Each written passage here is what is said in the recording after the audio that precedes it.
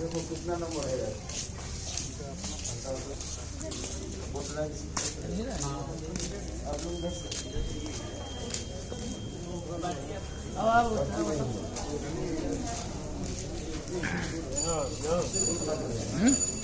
हाँ बोला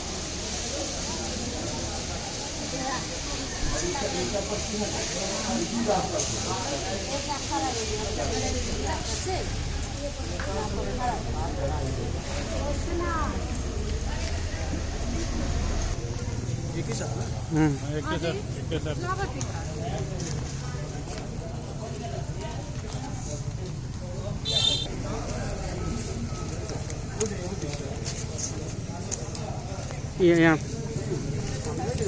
सर एक हाँ जी मैडम एक बार विक्ट्री से चलो इसे दिखा दीजिए, ऐसे दिखाइए। चलिए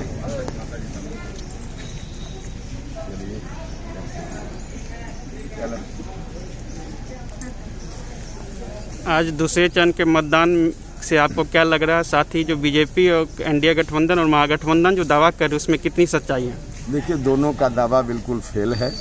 जो खबर आ रही है दोनों से लोग मुक्ति का मन बना चुके हैं और उसी तरह से लोग वोटिंग भी कर रहे हैं। बिल्कुल बदलाव होगा। नया बिहार बनाने के लिए नए विकल्प की ओर सब लोग वोट कर रहे हैं। सभी लोगों को हम अपनी ओर से, अपने गठबंधन की ओर से धन्यवाद करते हैं। चलिए।